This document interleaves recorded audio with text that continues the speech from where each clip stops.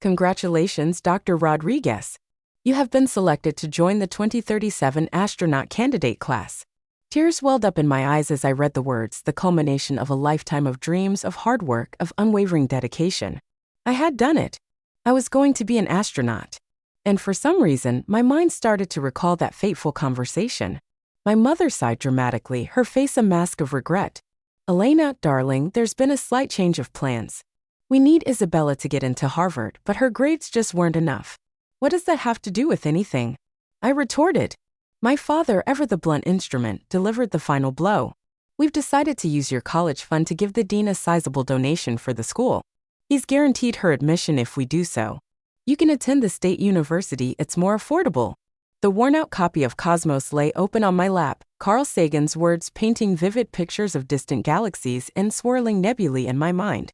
I was 10 years old, perched on the roof of our garage, the night sky a canvas of infinite possibilities. Even then, I knew I wanted to touch the stars. It wasn't just a childish whim. My fascination with space was all-consuming. I devoured every book on astronomy I could find, built makeshift rockets out of cardboard boxes, and spent countless nights gazing at the moon through my grandfather's old telescope. School was a breeze, especially math and science. Equations were elegant puzzles, and the periodic table a map to the building blocks of the universe. My teachers, bless their souls, encouraged my curiosity, feeding my hunger for knowledge with extra assignments and science fair projects. But at home, my passion was often met with a dismissive shrug or a patronizing pat on the head. My parents, you see, had other priorities. They were obsessed with appearances, with social status, with keeping up with the Joneses. And their aspirations were firmly pinned on my sister, Isabella.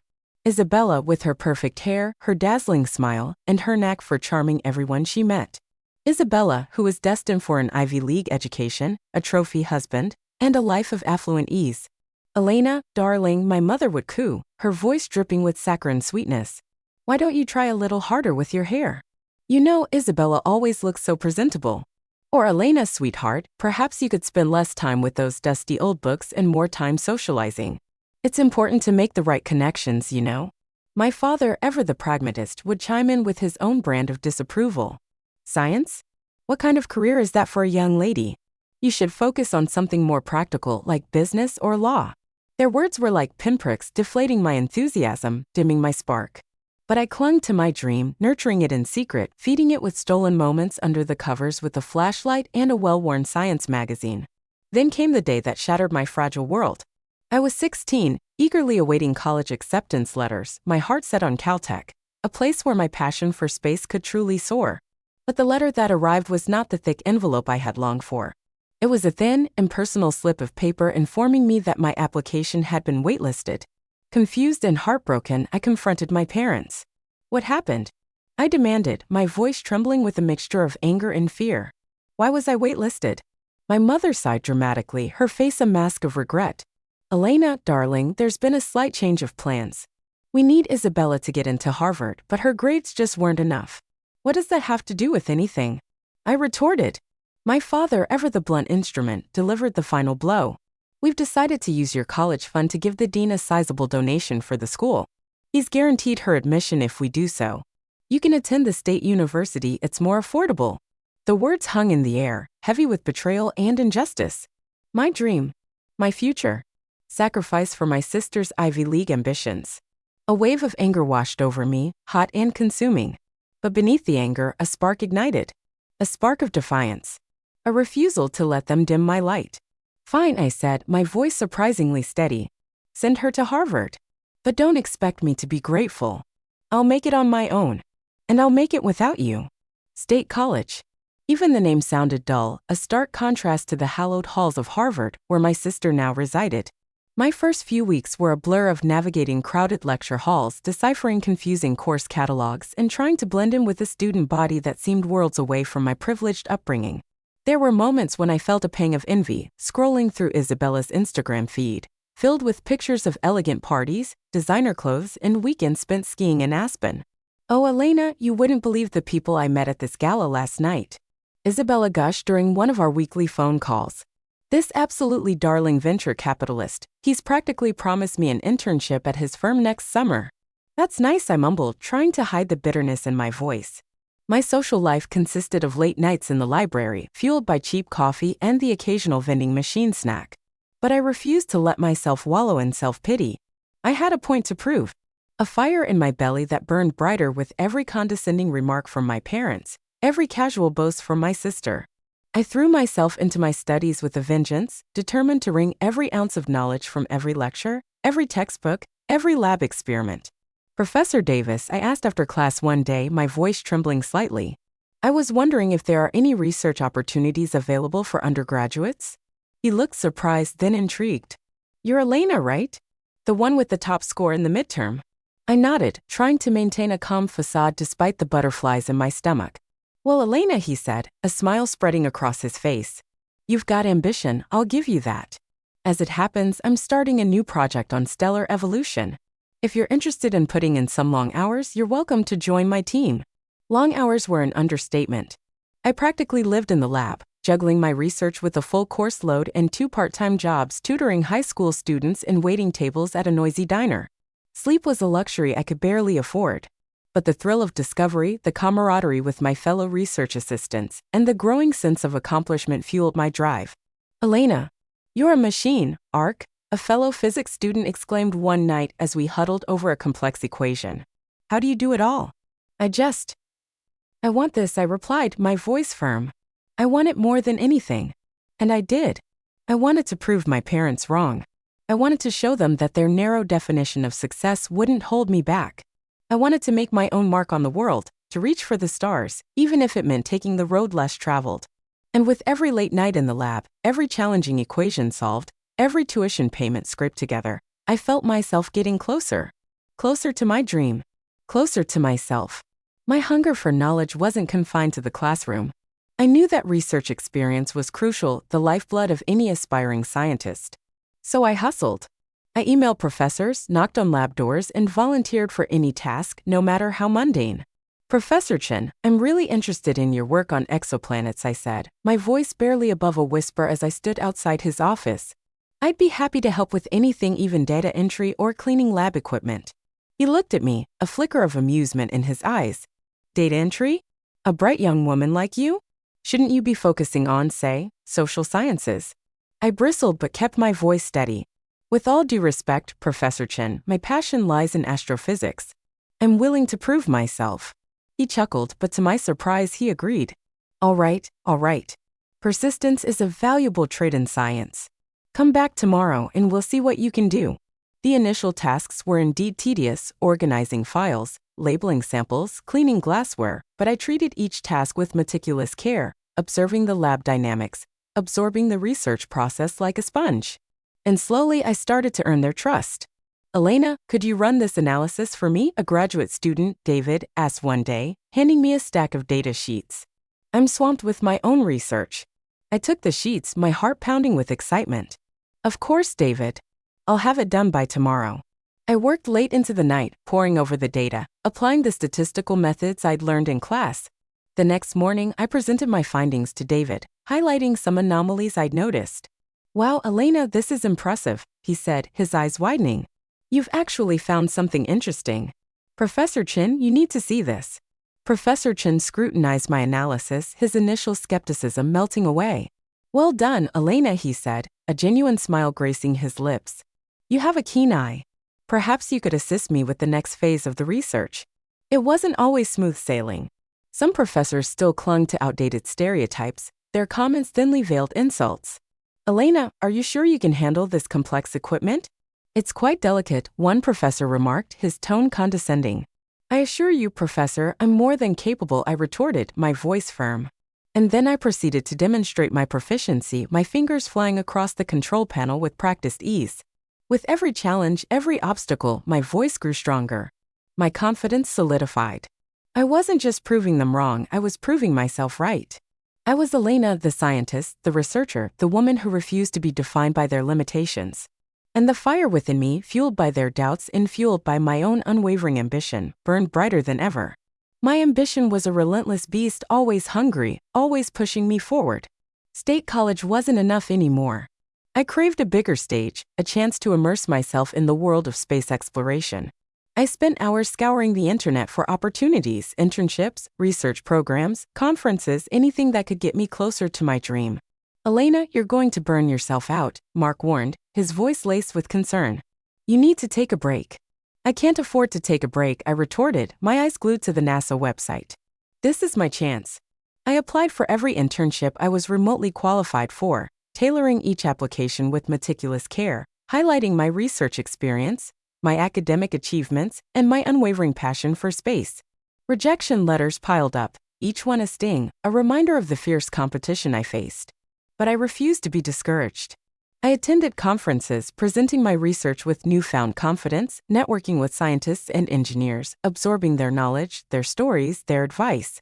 You've got a real fire in you, kid, a grizzled veteran engineer, Mr. Johnson, said after my presentation on exoplanet habitability. Don't let it go out. I won't, Mr. Johnson, I replied, my voice firm. I promise. And then the breakthrough. An email from NASA. Not a rejection, but an invitation. An invitation to an interview for a summer internship at the Jet Propulsion Laboratory. I reread the email a dozen times, my heart pounding with a mixture of disbelief and elation. The interview was a whirlwind: technical questions, behavioral assessments, and a panel of intimidatingly brilliant scientists grilling me on my research. I answered each question with honesty and passion, my voice trembling slightly but my resolve unwavering. And then the agonizing wait. Weeks later, the acceptance letter arrived. Tears welled up in my eyes as I read the words, the culmination of years of hard work, sacrifice, and unwavering determination. I was going to NASA. My first day at JPL was like stepping into a science fiction movie: the sprawling campus, the state-of-the-art labs, the engineers huddled over complex diagrams, the scientists debating theories with passionate intensity. I was assigned to a team working on the Mars rover project, my childhood fascination with the red planet now a tangible reality.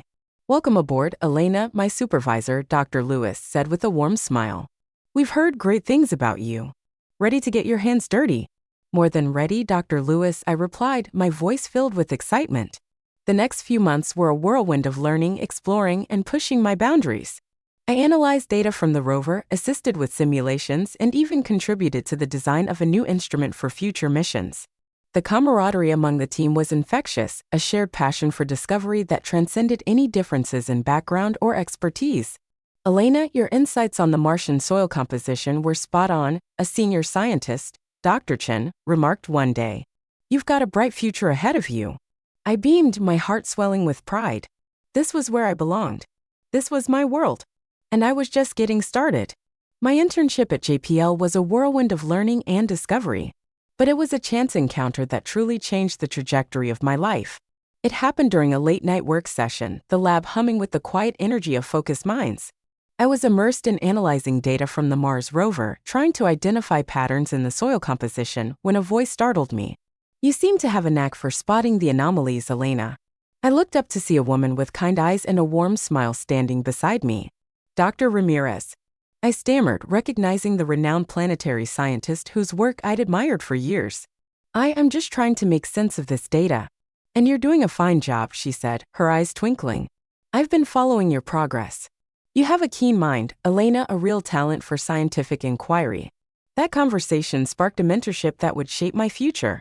Dr. Ramirez took me under her wing, guiding me through the complexities of planetary science, pushing me to think critically, to challenge assumptions, to refine my research skills. She opened doors to new opportunities, introducing me to leading scientists, inviting me to exclusive conferences, and even encouraging me to present my own findings at a prestigious symposium. Elena, you have a unique perspective, she said, her voice encouraging. Don't be afraid to share your ideas, to challenge the status quo. That's how science progresses. Her guidance wasn't just limited to academics. She taught me how to navigate the often political landscape of the scientific community, how to build alliances, how to handle criticism, and how to advocate for my own research. Remember, Elena, she advised during one of our many coffee breaks, science is a collaborative effort, but it's also a competitive field. You need to be assertive, to stand your ground, to make your voice heard. Her mentorship was a lifeline, a source of support and encouragement during those challenging early years. She believed in me even when I doubted myself, and her confidence was contagious. I started to see myself differently, not just as a student but as a researcher, a scientist, a contributor to the field. "Elena, I'm impressed with your progress," Dr. Ramirez said one day, her voice filled with pride. "You've blossomed into a confident young scientist. I have no doubt you'll achieve great things." Her words were a validation, a confirmation that I was on the right path. And with her guidance, my confidence soared. I learned to trust my instincts, to defend my ideas, to embrace the challenges that came with pushing the boundaries of knowledge. I was no longer just a student. I was a scientist in the making, a woman determined to leave her mark on the world of space exploration. The internship at JPL solidified my resolve. A PhD in astrophysics was the next logical step, the key to unlocking the doors to a career in space exploration. I applied to top programs, my application bolstered by glowing recommendations from Dr. Ramirez and other JPL scientists. Acceptance letters arrived, each one a victory, a testament to my hard work and dedication. I chose Caltech, my childhood dream school, the place where I knew I could push my boundaries and contribute to the forefront of scientific discovery. Graduate school was a different beast altogether. The coursework was intense, the research demanding, the pressure relentless. I juggled classes, lab work, teaching assistant duties, and the occasional conference presentation. My days a blur of equations, data analysis, and caffeine-fueled all-nighters. "Elena, you need to pace yourself," Dr. Ramirez cautioned, her voice laced with concern. "You can't burn the candle at both ends." "I know, Dr. Ramirez," I replied, my voice weary but determined, "but I have so much to learn, so much to accomplish." My research focused on the potential for life on Mars, analyzing data from past missions, developing new models, and even designing experiments for future rovers. It was exhilarating, frustrating, all-consuming. There were days when I felt like I was on the cusp of a breakthrough, my mind buzzing with ideas, my fingers flying across the keyboard. And then there were days when I hit a wall. My research stalled, my motivation waning. "Elena, what's wrong?" Sarah asked one evening, noticing the dark circles under my eyes and the slump in my shoulders. "I'm just stuck," I confessed, my voice heavy with frustration. "My research isn't yielding any results. I feel like I'm hitting a dead end." "Everyone hits roadblocks, Elena," she said, her voice soothing. "It's part of the process. Take a break, clear your head, and come back to it with fresh eyes." Her words were a lifeline, a reminder that setbacks were inevitable but not insurmountable. I took her advice, spending a weekend hiking in the mountains, reconnecting with nature, and recharging my batteries. And when I returned to the lab, I approached my research with renewed vigor, a fresh perspective and a willingness to experiment. The breakthrough came unexpectedly during a late-night brainstorming session with my lab mates. We were bouncing ideas off each other, challenging assumptions, exploring new angles when suddenly a spark ignited. "What if we—" I started, my voice hesitant at first, then gaining momentum as the pieces fell into place. "What if we analyze the data from this perspective? It might reveal something we've been missing." My lab mates exchanged excited glances, their eyes widening with possibility. We spent the next few hours testing my hypothesis, running simulations, analyzing the results. And as the data unfolded, a clear pattern emerged. A discovery that could revolutionize our understanding of Mars' potential for harboring life. It was a moment of triumph, a validation of my perseverance, my resilience, my unwavering belief in my dream. I had faced challenges, battled self-doubt, and overcome obstacles. But through it all, I had never given up. And now, standing on the precipice of a major scientific breakthrough, I knew that the journey, with all its twists and turns, had been worth it. The defense was a blur, sharp questions from the committee, the clicking of PowerPoint slides, the weight of years of research condensed into a single presentation. But I held my own, defending my thesis with passion and precision, my voice unwavering.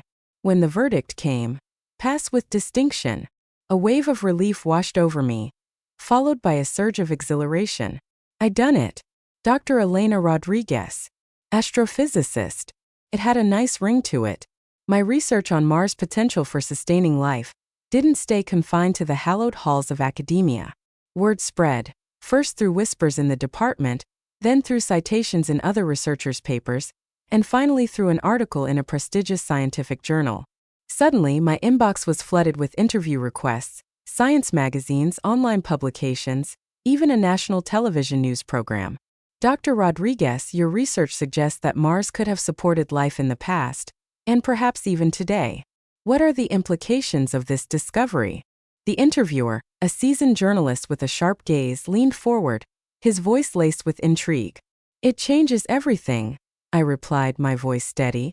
It means we're not alone. It means the possibility of life beyond Earth is no longer just a theory, but a tangible reality. And it opens up a whole new frontier for exploration, for discovery, for understanding our place in the universe. My research sparked a wave of excitement in the scientific community and beyond. Invitations to conferences poured in, international symposiums, NASA workshops, even a private presentation for a group of Silicon Valley investors interested in funding future Mars missions. I traveled the globe, sharing my findings, debating with leading experts, and inspiring a new generation of scientists. But it wasn't all smooth sailing. The world of academia, especially in the male-dominated field of astrophysics, was still rife with subtle biases and outdated stereotypes. Dr. Rodriguez, are you sure you can handle the technical aspects of this project? A senior scientist, his face etched with skepticism, asked during a conference. It's quite demanding, you know. I assured him, my voice laced with steel. My technical expertise is more than adequate, Dr. Peterson. Perhaps you should familiarize yourself with my publication record before questioning my capabilities. His face flushed, but he had no retort. I'd learned to stand my ground, defend my work, and refuse to be dismissed or underestimated. And slowly, grudgingly, I earned their respect. Dr. Rodriguez, your presentation was brilliant, a renowned astrophysicist, Dr. Lee, said after a particularly heated debate on the possibility of Martian microbes. You presented a compelling argument. I'm eager to see where your research leads. His words were a validation, a recognition of my contributions to the field. And with every presentation, every publication, every challenge overcome, I felt the barriers crumbling, the glass ceiling cracking. I was no longer just a young woman with a dream. I was Dr. Elena Rodriguez, a force to be reckoned with, a scientist who was changing the world, one groundbreaking discovery at a time. The dream, once a distant star, was now within reach. With a PhD under my belt and a growing reputation in the scientific community, I set my sights on the ultimate goal, becoming an astronaut. The application for the NASA astronaut candidate program was daunting. A thick packet demanding every detail of my academic history, my physical fitness, my psychological profile, and even my extracurricular activities. Are you sure about this, Elena? Sarah asked, her brow furrowed with concern. It's incredibly competitive. They say the odds are worse than getting into Harvard. I smirked. Well, shouldn't be a problem then, should it? She laughed, but her eyes held a hint of worry. Seriously, Elena, it's intense. Physical tests, psychological evaluations, simulations, they push you to your absolute limits. I know, I said, my voice firm. But I'm ready. I've been preparing for this my whole life. And I had. Years of dedication, of pushing my boundaries, of overcoming challenges had led me to this moment. I trained relentlessly, running, swimming, weightlifting, even taking up rock climbing to test my physical and mental endurance. I delved into astronaut biographies, studying their experiences, training regimens, mental fortitude. I was determined to be ready for anything they threw at me. The selection process was grueling as expected. Physical tests pushed me to the brink of exhaustion. Underwater simulations, zero-gravity flights, and grueling obstacle courses designed to weed out the weak. Psychological evaluations probed my deepest fears, my motivations, my ability to handle stress and isolation. And the interviews were relentless. A panel of seasoned astronauts and NASA officials grilling me on my knowledge, experience, and commitment to the mission. Dr. Rodriguez, why do you want to be an astronaut? A stern-faced woman with a no-nonsense demeanor asked, her eyes boring into mine. Because I believe in the power of exploration, I replied, my voice unwavering. Because I want to contribute to humanity's understanding of the universe. Because I want to inspire the next generation of scientists and explorers. And because, quite frankly, I can't imagine a more fulfilling way to spend my life. My answer seemed to satisfy her, a flicker of approval crossing her face. But the questions continued, probing my knowledge of spacecraft systems, my ability to work in a team, my capacity to handle the psychological pressures of space travel. Dr. Rodriguez, how would you handle a critical system failure during a mission to Mars? A veteran astronaut, his face etched with lines of experience, asked, his voice calm but demanding. I took a deep breath, recalling the countless hours I'd spent studying emergency procedures, running simulations, and visualizing every possible scenario. I outlined my approach step by step, highlighting my ability to remain calm under pressure, analyze the situation, and implement solutions with precision and efficiency. The wait for the final decision was agonizing. Weeks turned into months, each day filled with a mixture of hope and anxiety. And then finally the email arrived. My hands trembled as I clicked it open, my heart pounding in my chest. Congratulations, Dr. Rodriguez. You have been selected to join the 2027 astronaut candidate class. Tears welled up in my eyes as I read the words, the culmination of a lifetime of dreams, of hard work, of unwavering dedication. I had done it. It was happening. I was going to be an astronaut. The Johnson Space Center was a sprawling complex of labs, simulators, and training facilities, a playground for those who dared to dream of venturing beyond Earth. My first day as an astronaut candidate was a whirlwind of introductions, orientations, and a dizzying array of acronyms and technical jargon. But beneath the initial overwhelm, a thrill coursed through me. This was it, the beginning of the journey. Welcome to the Astronaut Corps, Candidate Rodriguez, a veteran astronaut, Colonel Jackson said with a firm handshake. You've got a long road ahead of you, but if you've got the grit and the determination, you'll make it. The training was grueling, pushing us to our physical and mental limits. We spent hours in the gym, honing our strength and endurance, preparing our bodies for the rigors of space travel. We practiced survival skills in extreme environments, the scorching heat of the desert, the icy chill of the Arctic, the weightlessness of underwater simulations.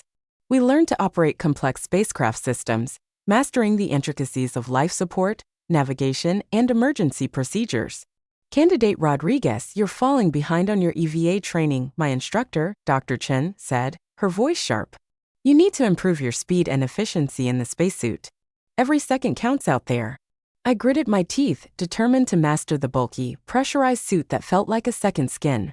I practiced maneuvering in the neutral buoyancy laboratory, a giant pool that simulated the weightlessness of space. My movements were slow and deliberate as I worked through a series of tasks, repairing a mock satellite, collecting samples, and navigating through a simulated airlock. But it wasn't just about physical prowess. We delved into the psychological challenges of space travel, the isolation, the confinement, the constant pressure of life or death decisions. We underwent countless hours of simulations, facing unexpected emergencies, equipment malfunctions, and communication blackouts. Candidate Rodriguez, you need to trust your instincts, a flight psychologist, Dr. Evans, advised after a particularly stressful simulation where I hesitated for a crucial second before making a critical decision. You have the knowledge and the skills, don't let fear paralyze you. Her words resonated, reminding me of the years I'd spent overcoming challenges, pushing my boundaries, improving my capabilities. I learned to channel my fear into focus, my anxiety into action. And through it all, a bond formed among us, the astronaut candidates. We were a diverse group, scientists, engineers, pilots, military personnel, each with our own unique strengths and weaknesses. But we were united by our shared dream, our unwavering commitment to pushing the boundaries of human exploration. Hey Elena, need a hand with that spacesuit? Mike, a former Air Force pilot with a mischievous grin, asked, seeing me struggle with a particularly stubborn zipper. Thanks Mike, I said, grateful for the camaraderie. I owe you one. We studied together, trained together, celebrated our successes, and supported each other through our failures. We became a family bound by the extraordinary challenges we faced and the extraordinary dream we shared. And as the training progressed, my fears and anxieties gradually subsided, replaced by a growing sense of confidence and readiness. I was no longer just Elena, the girl who dreamed of touching the stars. I was Elena the astronaut, prepared to face the unknown, to explore the vastness of space, to contribute to humanity's quest for knowledge and understanding. The roar of the engines reverberated through my entire body, a physical, the manifestation of the power that was propelling us skyward. Strapped into my seat in the Orion spacecraft, I could feel my heart pounding in sync with the vibrations, a mixture of excitement, anticipation, and a healthy dose of fear. This was it, the culmination of years of training, of dreaming, of pushing myself to the very limits of human endurance. We were going to Mars. Aries AK, your go for launch. The voice crackled through the comms, calm amidst the controlled chaos of the Mission Control Center. Roger that, Houston, our commander, Captain Mitchell, a veteran astronaut with nerves of steel, replied. Aries 6 is ready to fly. And then liftoff. The force pressed me back into my seat, my vision blurring momentarily as we accelerated through the atmosphere, leaving Earth behind. A cheer erupted from Mission Control, a wave of jubilation that echoed through the comms, reaching us even in the confines of our spacecraft. We have liftoff. Aries 6 is on its way to Mars. The initial euphoria gradually gave way to the realities of space travel.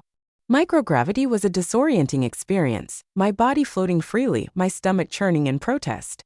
Simple tasks, eating, sleeping, even going to the bathroom, became complex maneuvers, requiring new techniques and a healthy dose of patience.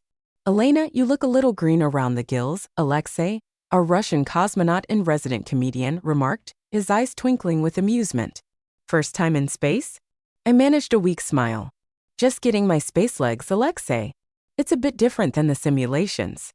Don't worry, you'll get used to it, he said, offering me a tube of space food. Borscht? Just try not to puke in your helmet. The days melted into weeks, the monotony punctuated by scheduled tasks, system checks, scientific experiments, communication with Earth, and the occasional exercise session to combat muscle atrophy. But the psychological impact of isolation was a constant presence, a subtle weight that settled on our shoulders. Hey, Elena, want to join me for a movie night? Maya, our mission specialist and a brilliant astrobiologist, asked one evening, her voice a welcome interruption to the silence of the spacecraft. Sure, I said, grateful for the company. What are we watching? Alien, she replied with a mischievous grin. Figured it was appropriate for the occasion. We huddled together in the cramped common area, the flickering light of the screen casting eerie shadows on our faces. We laughed, we gasped, we shared stories of our own fears and anxieties. And for a few precious hours, the vastness of space felt a little less lonely. But the awe-inspiring beauty of the cosmos was a constant reminder of the extraordinary journey we were on. Gazing out the window at the swirling galaxies, the distant stars, the Earth shrinking behind us, filled me with a sense of wonder and humility. It's breathtaking, I whispered one night, watching a meteor shower streak across the inky blackness. It is, isn't it? Captain Mitchell replied, his voice hushed with awe. Makes you realize how small we are, how much we still have to learn. And then after months of travel, the red planet loomed large in our viewfinder. Mars. The destination of dreams. The culmination of a lifetime of ambition. The landing was tense, the atmosphere crackling with anticipation and apprehension. We followed the automated descent sequence, our hearts pounding in our chests as the spacecraft navigated through the thin Martian atmosphere. The retro rockets firing, the ground rushing closer. Touchdown confirmed. Aries 6 has landed on Mars. The cheers from Mission Control erupted through the comms, a wave of relief and jubilation washing over us. We had made it. We were on Mars. I unbuckled my harness, my legs shaking after months in microgravity. I floated toward the hatch, my heart pounding with anticipation. And then, I stepped onto the surface. The red dust crunched beneath my boots, a sound that echoed through my helmet, a sound that would forever be etched in my memory. I looked around, taking in the desolate beauty of the Martian landscape, the rust-colored plains, the towering volcanoes, the canyons carved by ancient rivers. We're here, I whispered, my voice filled with awe. We're actually here. This was it, the culmination of a lifetime of dreams. The first step on a new frontier. And as I stood there on the surface of Mars, I knew that this was just the beginning. The Martian sun, a pale imitation of its terrestrial counterpart, cast long, eerie shadows across the barren landscape. I stood at the top of the Olympus Mons caldera, the largest volcano in the solar system, its sheer scale dwarfing even my wildest imagination. Beside me, the A6 lander stood proudly, a testament to human ingenuity and our relentless pursuit of the unknown. And in my hand I held the flag, a symbol of not just a nation, but of all humankind, of our collective dreams and aspirations. One small step for a woman, I said, my voice echoing through my helmet. One giant leap for womankind. I planted the flag firmly in the Martian soil, a moment etched forever in the annals of history. The cameras captured the scene, transmitting it back to Earth, where millions watched, their hearts swelling with pride and wonder. I was the first woman to walk on Mars, a symbol of human potential, a testament to the power of dreams, and a beacon of hope for generations to come. But the mission was far from over. We had work to do, discoveries to make, knowledge to uncover. We spent our days exploring the Martian landscape, collecting samples, analyzing data, and conducting experiments. We delved into ancient riverbeds, searching for signs of past life. We climbed towering volcanoes, their slopes whispering tales of a bygone era when Mars was a vibrant, watery world. And we peered into deep canyons, their walls revealing layers of geological history, clues to the planet's evolution and its potential for harboring life. "Elena, look at this!" Maya exclaimed one afternoon, her voice filled with excitement. "I think we found something extraordinary." I rushed over to where she was kneeling, her gloved hand carefully brushing away the red dust. Beneath a layer of sedimentary rock, a faint imprint was revealed, a fossilized leaf, delicate and intricate, a relic of a long-lost Martian forest. It's proof," I whispered, my voice trembling with awe. "Proof that life existed here." We collected the fossil, our hearts pounding with the thrill of discovery. It was a groundbreaking find, a confirmation of our hopes, a testament to the resilience of life itself. We continued our research, uncovering more evidence, fossilized microbes, traces of organic molecules, even hints of subsurface water ice that could potentially support microbial life today. Our time on Mars was fleeting, a precious window to explore, to learn, to push the boundaries of human understanding. And then it was time to return home. The ascent was a mirror image of the landing, the tension palpable as we fired the engines, leaving behind the red planet that had captured our hearts and minds. "Farewell, Mars," I whispered, gazing out the window as the planet receded into the distance. "Until we meet again." The return journey was a time for reflection, for processing the profound experiences we'd shared, the discoveries we'd made, the challenges we'd overcome. And as we approached Earth, a wave of anticipation washed over us. A longing for the familiar embrace of gravity, the warmth of the sun, the comfort of human connection. The landing was a triumphant homecoming. We emerged from the spacecraft, blinking in the sunlight, our bodies weary but our spirits soaring. We were greeted by a cheering crowd, their faces a sea of joy and admiration. We were heroes, explorers, pioneers who had ventured into the unknown and returned with knowledge that would change the course of history. "Dr. Rodriguez, your mission to Mars has inspired millions around the world," a journalist said, thrusting a microphone in my face. "What message do you have for those who dream of following in your footsteps?" I smiled, my heart filled with gratitude and a sense of purpose. "Never give up on your dreams," I said, my voice clear and strong. "No matter how impossible they may seem, no matter the obstacles you face, never stop reaching for the stars. Because the human spirit is capable of achieving extraordinary things, and the universe is waiting to be explored." The press conference was a whirlwind, blinding lights, a sea of microphones, and a barrage of questions fired at me from every direction. I answered them all with practiced ease, my voice steady, my smile genuine. I spoke of the Martian landscape, the thrill of discovery, the importance of continued exploration. But through it all, a part of me felt strangely detached, as if I were watching myself from a distance. Later, as I navigated the throng of well-wishers and reporters, a familiar voice cut through the noise. "Elena! Elena, is that really you?" I turned to see my parents, their faces a mixture of awe and something else, shame, regret. It was hard to tell. "Mother. Father." I acknowledged them with a polite nod, my voice carefully neutral. "Oh, Elena," my mother gushed, her eyes welling up with tears. "We're so proud of you. You're a national hero." My father, ever the man of few words, simply nodded, his expression unreadable. "We always knew you were special," he said, his voice gruff. I raised an eyebrow, a flicker of amusement crossing my face. "Special? The daughter you deemed unworthy of a proper education? The daughter whose dreams you sacrificed for your own ambitions?" The color drained from their faces, their carefully constructed facade crumbling. My mother stammered, "Elena, we were wrong. We made a mistake. We're so sorry." "Sorry," I echoed, the word hanging heavy in the air. "Sorry you missed out on basking in the reflected glory of my achievements?" Sorry you didn't get to boast about your astronaut daughter at your fancy cocktail parties.